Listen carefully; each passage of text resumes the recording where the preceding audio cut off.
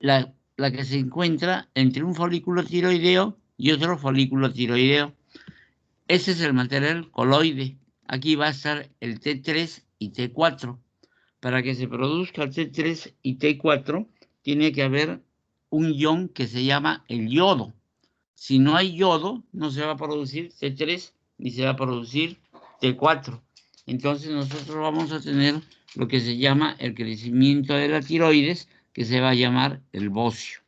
Esta enfermedad se presentaba con mucha frecuencia en la sierra. En la sierra antes se consumía muy poca sal de mar y nosotros sabemos que la sal de mar va a tener yodo.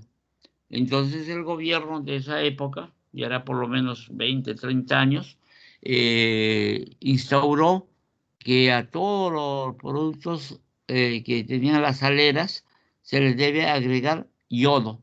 Entonces se les agregaba el yodo y teníamos una sal yodada. Y hasta ahora cuando ustedes ven, por ejemplo, los paquetes de sal, van a indicar que tienen una cantidad de yodo. Entonces, cuando nosotros observamos esto, lo primero tenemos que ver las células foliculares, las células parafoliculares, el coloide y también en el intersticio, cuando hay la enfermedad de la tiroiditis de Hashimoto, vamos a ver unas células grandes que van a ser estas células de acá. Ustedes están viendo el puntero, ¿no? ¿O no? ¿Ven el puntero? Hola. Sí, Sí, doctor, doctor. sucursal. Sí, profesor. Claro. Ya, entonces acá vamos a tener que estas van a ser las células de Hutler o de Hartler. Y acá también vamos a tener las células paratiroideas. Esto es en una tiroides normal.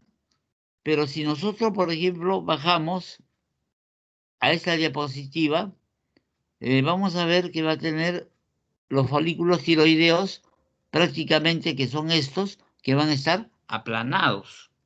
Pueden estar aplanados porque va a haber unas formaciones de nódulos de linfocitos. Estos son los folículos tiroideos. Entonces, cuando uno ve los folículos tiroideos y va a ver los folículos linfoides, vamos a decir que se va a tratar de una tiroiditis de Hashimoto. A ver, ¿qué alumno me puede decir cuántos tipos de tiroiditis hay? Uno, la tiroiditis de Hashimoto. Dos, la tiroiditis de Riedel o la tiroiditis leñosa. Y tres, vamos a tener una tiroiditis que va a presentar células gigantes, que se va a denominar la tiroiditis de Kervain. Entonces, ¿cuáles son los tipos de tiroiditis? Repetimos, tiroiditis de Hashimoto, la tiroiditis de Riedel y la tiroiditis de Kervain.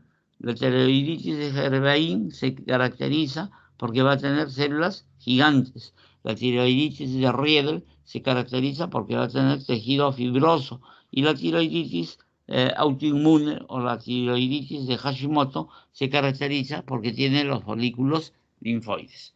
Vamos a pasar a otra diapositiva para ver si podemos observar otra. Miren acá, por ejemplo, esos nódulos, ¿qué tipo de nódulos? Es un nódulo linfoide. ¿Y por qué yo digo que es un folículo linfoide? Porque va a tener su centro germinativo. Y prácticamente lo que estamos viendo es el aplanamiento de las células foliculares. Y esas células de acá van a ser las células de Hartler o Hutler. ¿Alguna duda, alguna dificultad para que ustedes puedan ubicar esta tiroiditis autoinmune o la tiroiditis de Hashimoto? Doctor, sí, una ¿Sí? pregunta. Dime. En la tiroiditis de Hashimoto también no habría una fibrosis de los folículos tiroideos. ¿Y cómo yo lo podría diferenciar del... No, yo te explico. Yo les he explicado que miren, si por ejemplo observan en esta diapositiva de acá, esos folículos están casi aplanados, están contraídos. Están contraídos porque acá hay un gran nódulo, miren, por ese nódulo. En cambio, si yo no encontrara, básicamente para hacer el diagnóstico de la tiroiditis de Hashimoto, yo tengo que tener la presencia del folículo linfoide. Si yo no tuviese, y se corrió.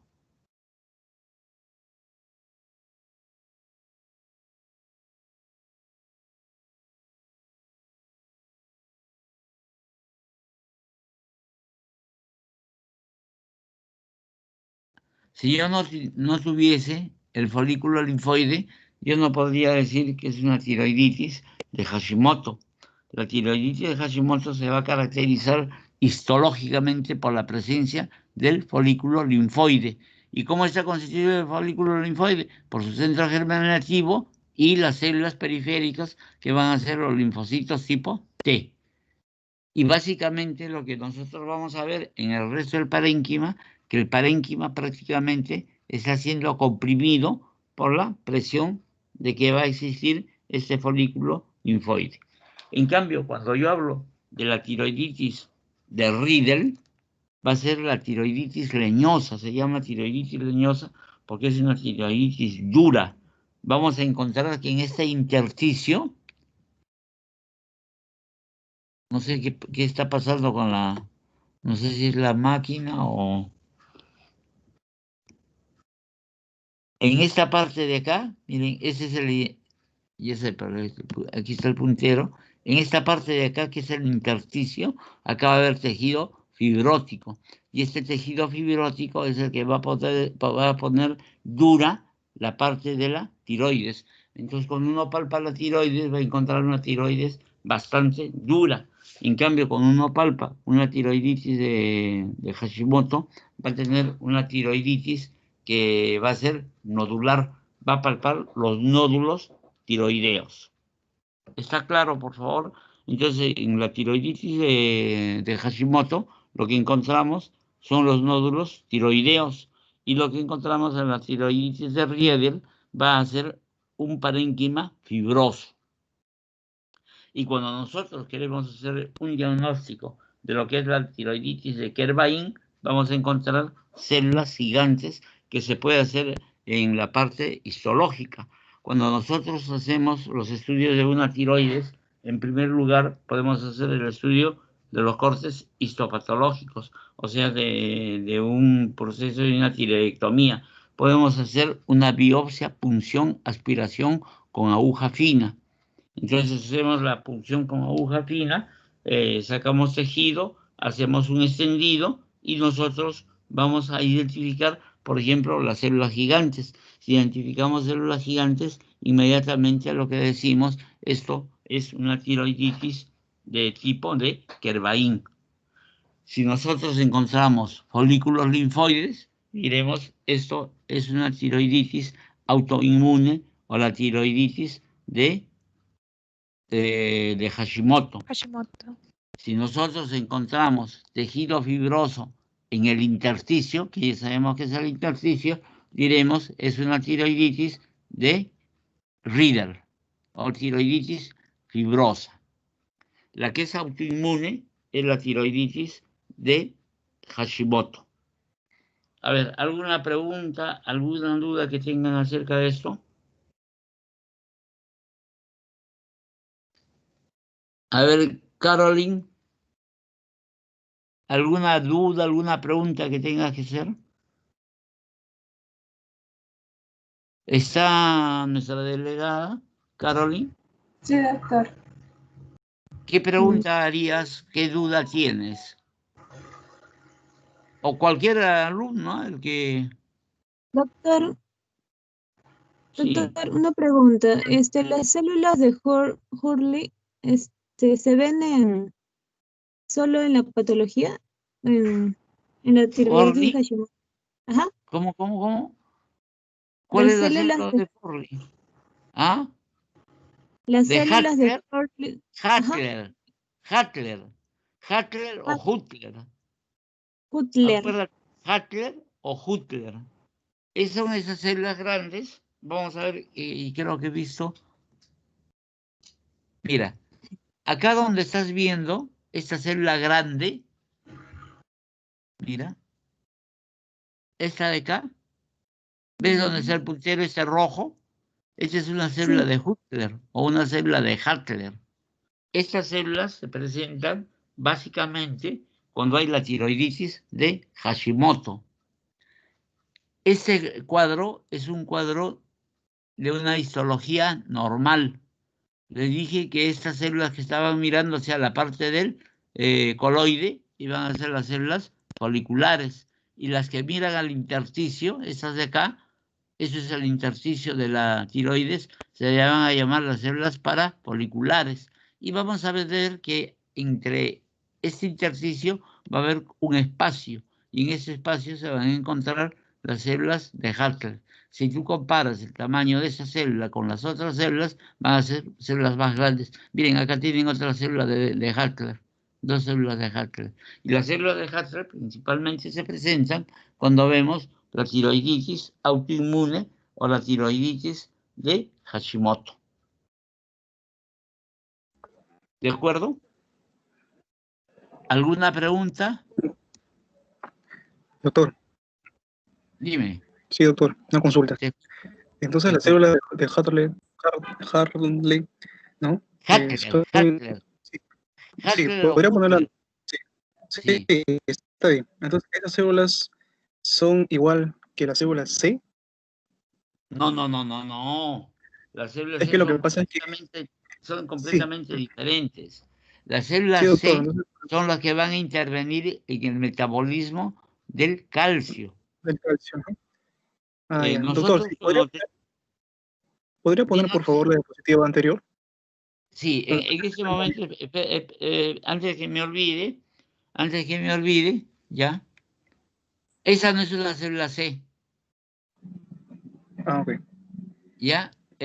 Mira, esta célula es muy parecida a esta otra célula de acá, que son las células de Hartler, son células grandes, mira. Claro. Esta de acá es una célula C, mira. Ahí, la delgadita. Que es diferente. Esta tiene como un halo. ¿Ya? Entonces, sí, cuando nosotros, ya, escúchame, cuando nosotros tenemos la tiroides, pónganse cada uno de ustedes la palma de la mano en la parte anterior del cuello. ¿Estamos todos? ¿Ya todos tenemos la palma de la mano en el cuello? Sí, doctor. Entonces, normalmente la tiroides no se va a palpar en la parte superior del manguito del esternón. El hueso que está acá, que tiene como una V en la parte central, va a ser el manguito del esternón. Entonces, la glándula tiroides se encuentra sumergida dentro del tórax.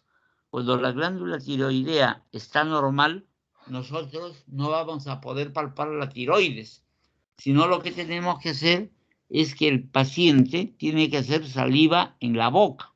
Le decimos, haga saliva en la boca, señor.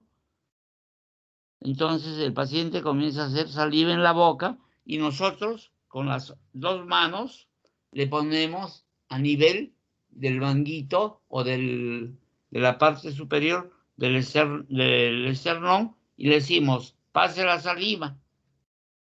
Entonces cuando pasa la saliva vamos a sentir que un bordecito se eleva, porque la tiroides va a tener un lóbulo tiroideo derecho, el lóbulo intermedio, o el lóbulo del istmo y el lóbulo izquierdo. Entonces nosotros sentimos ahí a la tiroides. Entonces decimos, esta tiroides tiene un tamaño normal. Si nosotros vemos que sobresale a nivel del manguito del esternón la glándula tiroidea, vamos a decir, es una glándula que ha crecido, y casualmente cuando crece la glándula a ese nivel se le va a denominar el bocio. Y el bocio ya sabemos que es por deficiencia de yodo, o sea, va a haber un hipotiroidismo. Nosotros, cuando les dije que pongan la mano con la palma pegada al cuerpo, vamos a tener los lóbulos tiroideos y en la cara posterior vamos a tener 4 glándulas pequeñas que se llaman las glándulas paratiroideas. Entonces, esa célula que tu compañero me preguntaba, que la célula C, van en relación con las glándulas paratiroideas, porque nosotros cuando ingerimos nuestros alimentos, etcétera, cosas, ingerimos un ion que se denomina el calcio. Entonces el calcio va directamente al torrente sanguíneo y en el torrente sanguíneo tiene un nivel de calcio. A nivel del hueso tenemos un nivel de calcio. Entonces las glándulas tiroideas, en especial las células C, son las que van a dar la homeostasia del calcio en sangre. Entonces, por ejemplo, el nivel de calcio es 5.3. Cuando nosotros tenemos mayor calcio a nivel de sangre, no va a tener una homeostasia adecuada. Entonces, ese calcio, las células C hacen que pasen directamente al tejido óseo. Si por el contrario, nosotros en sangre tenemos un nivel menor del de la homeostasia del calcio, entonces se hace que salga el calcio del hueso hacia la sangre, hasta que tenga el mismo nivel, o sea que se produzca la homeostasia del calcio. Y esas van a ser las células paratiroideas. ¿Entendieron, por favor? Si no, vuelvo a repetir. ¿Han entendido? Sí, doctor. ¿Sí? Ya, entonces, sí, ¿Podría dime. repetir sobre cuando aumenta el calcio en lo que es en la sangre? Sí. Ya, aumenta el calcio en sangre, entonces la célula C hacen que ese calcio que está incrementado en sangre pase al hueso. Cuando disminuye el calcio en sangre, la glándula paratiroides, esas glándulas que son 4 que se encuentran a la espalda de la tiroides, hacen que ese calcio que está disminuido en sangre se nivele, tenga una homeostasia, entonces el calcio del hueso sale para nivelar ese calcio de sangre. Cuando esto funciona mal, se va a llamar lo que existe la metástasis del calcio. O sea, va a haber un incremento de calcio en hueso o un incremento de calcio a nivel de la sangre. Ahora viene la otra pregunta. ¿Y para qué sirve el calcio? A ver, me van diciendo con su nombre para que me acuerde, porque cuando he puesto esto no me puedo ver el nombre de ustedes, por favor. Me acuerdo de la señorita Úrsula. Sí, doctor. Úrsula, ya. Úrsula, dime. ¿Para qué sirve el calcio?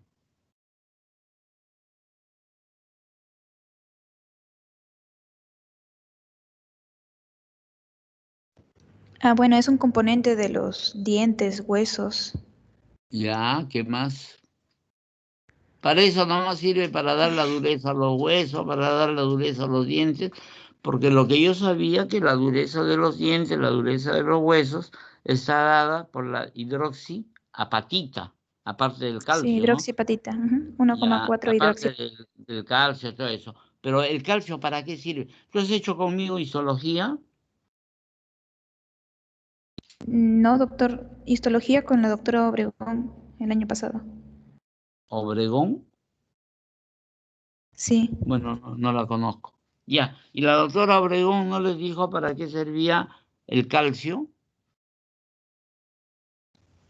Contracción muscular. Contracción muscular. Para la contracción muscular. Acuérdense, chicos, si no hay calcio, el impulso nervioso no va a atravesar la placa miomotora que se encuentra en la aponeurosis. Entonces, el impulso nervioso no se va a dirigir por los tubos transversales hasta cerca de la línea Z. Y en la línea Z vamos a tener lo que es la actina y la miosina. Cuando se junta la actina y la miosina, se va a producir la contracción muscular. Si no hay calcio, no pasa el impulso nervioso. Entonces no va a haber contracción muscular. Esa es la importancia del calcio. Por eso cuando a una persona le hacen una tiroidectomía por cualquier motivo, prácticamente también le están sacando las paratiroides. Y cuando le sacan las paratiroides, no va a haber esta homeostasia del calcio. Entonces no vamos a poder detectar la disminución del calcio en sangre. Entonces el calcio de la sangre va a ir disminuyendo y llega hasta un nivel que se va a producir la flacidez muscular porque no hay calcio. Entonces al paciente hay que ponerle calcio en ampollas para poder nivelar el nivel de calcio al nivel de la sangre. ¿Está claro, Úrsula? Sí, doctor. Ya, perfecto. ¿Alguna otra pregunta de tiroides, por favor?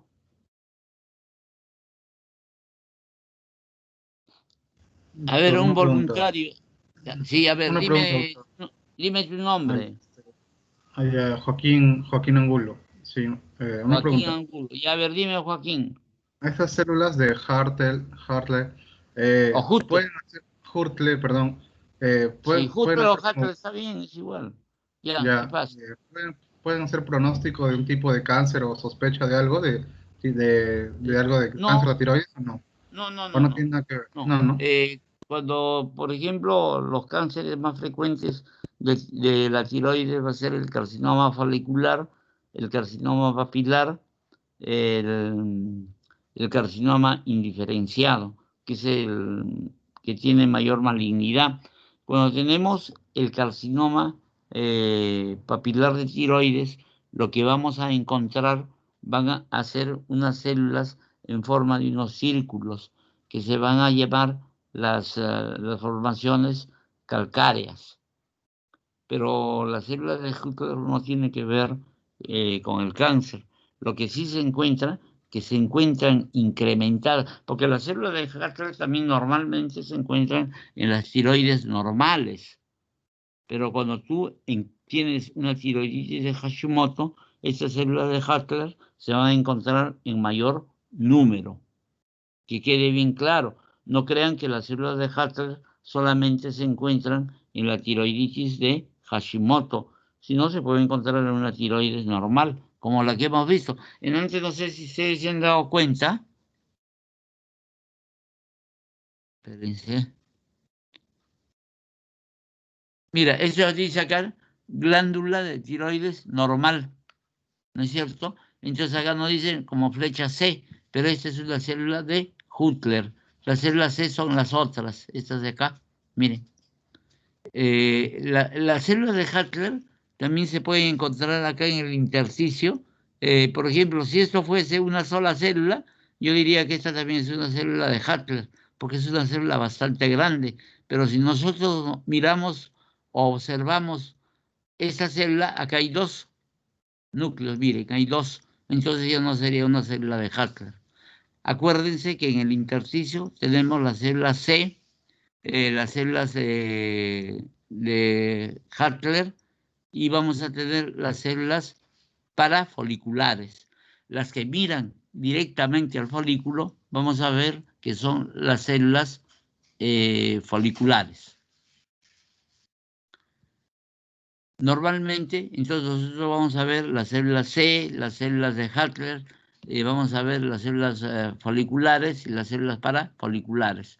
Cuando vemos una tiroiditis de Hashimoto, lo primero que vamos a observar van a ser los folículos linfoides. Y hemos visto que el folículo linfoide va a ser este. Miren, es bastante notorio, ¿no? Acá se va a ver esto, en donde vamos a tener las células foliculares y las células parafoliculares. foliculares. Sabemos que en la parte parafolicular o en la parte periférica se encuentran las células T y acá se van a encontrar las células B, de los linfocitos B, linfocitos T. El